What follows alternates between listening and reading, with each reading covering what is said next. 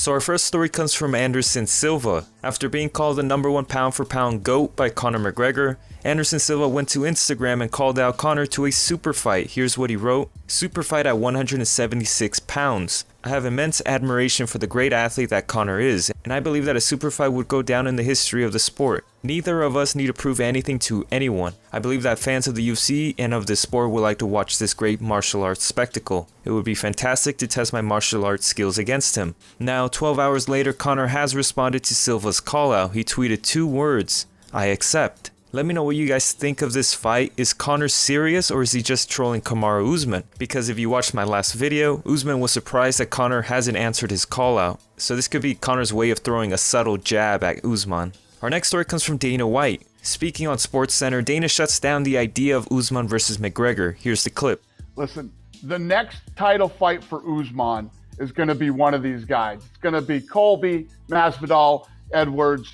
It's going to be one of those guys. It's not going to be Conor McGregor. I would rather see the UFC title be defended than the BMF title. Anything's possible, but those are the fights that make sense right now. Staying with Dana White, Dana confirms that Peter Yan versus Jose Aldo will be for the vacant bantamweight belt. Here's the clip. And I'll break this right here, right now, and my people are probably going to kill me for this one. But, Cejudo has retired. So we're talking right now about Peter Yan versus Jose Aldo for the vacant title. And, we don't have a date or a place set for that, but that's the fight we're looking at right now. Henry Cejudo, who has recently retired from mixed martial arts, appeared on a pro wrestling show called AEW Dynamite with the likes of Mike Tyson, Vitor Belfort, and Rashad Evans, as you can see from this screenshot. Our next story comes from Jorge Masvidal, who says that it's Kamaru Usman that's asking for too much money from the UFC. Speaking to Ariel Helwani, Masvidal says Usman is pricing himself out of their fight. What is going on? Kamaru, who's asked for an insane amount of money. He had one of the worst pay-per-view cards of 2019. I had the best. This is by numbers. It's not an opinion. I had the most sold pay-per-views of 2019. So he thinks he's hit the jackpot, and he was asking crazy money for the UFC. The UFC's told him no on several occasions. This kind of goes back before that. Before me and Nate fought the first time, when Colby was giving him trouble, I stepped in because they called me. They go, would you fight Usman on 6 weeks' notice? I said yes. Usman said no. Who stepped in? Nate Diaz. Now, this thing comes about, and he's asking for a crazy amount of money because he thinks since he's fighting the star at 170 that he's going to get paid that. But you got to bring in your worth, man. You don't get that, You had the women's greatest champion that ever lived, the most talked about woman in our history, Amanda Nunes. You had Max Holloway, Volkanovski on the card, and a good undercard besides that, and you still had one of the worst draws ever because of Usman's whack ass. So how are you going to demand all this crazy money and then get upset when the UFC don't want to give it to you? And he gave it away. He's talking about if the price is right. Well, they don't feel that the price is right. They don't want to pay him that money. So what can I do? The fight's gonna happen, man. Because that's the fight I want, man. It's just he's making it tough. The UFC's making it a little bit tough, but it's what the fans want. It's what you want. It's what I want. It's gonna happen. I'm gonna get money. If not, it's gonna be Nate Diaz, man, and then I'll mess up Usman's face come November. But it's gonna happen, Our next story comes from Colby Covington, who confirms he has left American Top Team. Speaking to the Score MMA, Colby says he chose to leave ATT after he was being forced to stop talking trash about his teammates such as Poirier, Masvidal, and Joanna.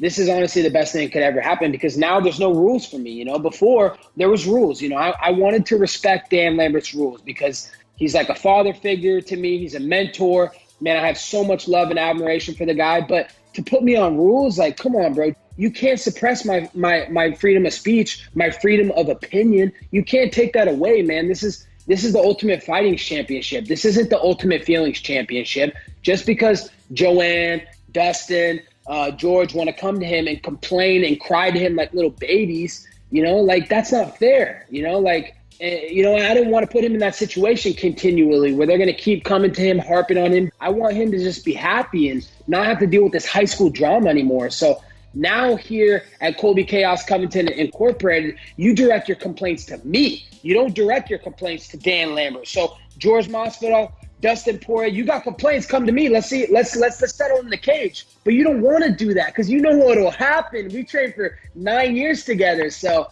there's no more complaining to Dan. And, here at Colby Covington Incorporated, we do and say whatever we want, James. Our next story comes from Justin Gaethje, who says he cannot wait to shut Conor up. Speaking on the Joe Rogan Experience, Gaethje says beating Tony, Khabib, and Conor all in a row would be legendary for his career. I want to shut him up. If I could fight him right now if I wanted to. You think so? And everyone is going to say that I'm lying, and if it was there, I would take it. You know, Daniel Cormier said that the other day. I'm not that fighter. For one, I have an opportunity to do something that can be unmatched in the history of our sport. To go in there, to come off the circumstances, to beat Tony like I did, go beat Khabib, go beat Conor. That's legendary. So I think he would take the fight. With Usman or you? With me. Okay, yeah. He wants to fight Khabib. But Right. I'm the only way.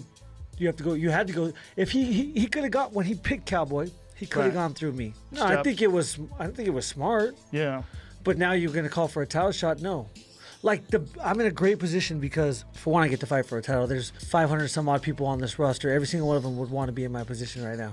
But I also have the ability to bring some kind of a way to a title shot. For young guys that come in, they think politics run the show. They ultimately do. But there is a small chance that you get a say in your destiny and eliminate politics. And that's what I just did. Politics were going to f me. I wasn't going to get the fight. Conor was going to somehow or some way get that fight. And now I got the chance to go out there and I, did what I did. Our next story comes from Kamaru Usman, who says a fight against Conor would be competitive. Speaking to Brett Okamoto, Usman says anything can happen in a fight, and that lightweights in the welterweight division have done great in the past. Yeah, it is a competitive fight. Like a lot of people are kind of going on the side. Oh, you've been at 170 and Conor's fought as low as 145. I wrestled at 145. Oh, what are people talking about? I wrestled at 145 and then I grew into a 170-pound fighter. Mm-hmm. Conor fought at 145 and then he grew into a welterweight fighter. Yeah, some people might still say, oh yeah, he's too small, but Masvidal was a lightweight fighter. Mm-hmm. RDA was a lightweight fighter. Nate Diaz was a lightweight fighter. Anthony Pettis was a lightweight fighter and fought as low as 145. Came up to welterweight and knocked out Stephen Wonderboy Thompson. So I think it's ridiculous for people to just sit here and say, and that's the thing too. A fight is a fight. A lot of the people who are saying, "Oh, this is not competitive," are a lot of just fans standing on the outside. A fight is a fight. Anything can happen in the fight, and Conor's got that beautiful left hand that he feels that he could, deliver and know. He said himself, nobody can take that left hand. I'd like to test that. I'd like to see if he can throw that left hand, if he can make that happen. So, I think it's crazy that people are saying it's not going to be competitive. The real people know. If you're asking me, am I going to win? Do I think I can win that fight? I can beat anybody on the planet that weighs 170. I can beat anybody on the planet. Our next story comes from Tyron Woodley. Speaking to SportsCenter, Tyron Woodley says his experience will play a huge factor in his fight against an unexperienced Gilbert Burns. He hasn't had the opportunity to fight the guys that I've had, and that's all it really is. I've had the opportunity to fight world-class guys, world champions, title contenders, and guys of that nature, top 5 welterweights, and he just, hasn't been in the division that long, and he's just now getting to the point where he's fighting. This will be his second guy in the top 5. So, in my opinion, I feel like I'm more experienced. I feel like I've been here longer, and I feel like, I got more tools than Damian Maia had to present for him. So I don't think he's in over his head, but I do think there are levels to it, and I think I'm on a different level. More from Tyron Woodley. Woodley says a great performance against Burns would set him up for a title shot against Kamaru Usman. Here's the clip.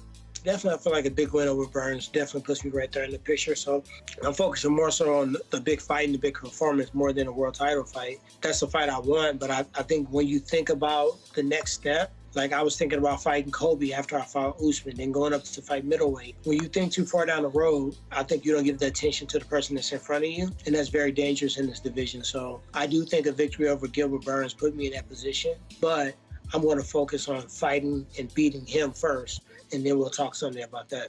Our next story comes from Stephen Wonderboy Thompson. Speaking to MMA Crazy, Thompson talks about coming back and winning after being knocked out by Anthony Pettis. Yes, it was amazing. I mean, it was like, going out there and be able to take a hit, because everybody was questioning my chin after getting knocked out by Anthony Pettis, which is the first time I've ever been knocked out ever.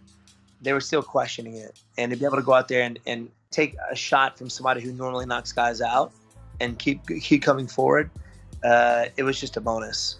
Ended up having some injuries outside that fight. I broke both my hands, so it took a long time for them to heal up, which is why you haven't seen me since then. And of course, then this happened. So everything's great. My hands are feeling fine.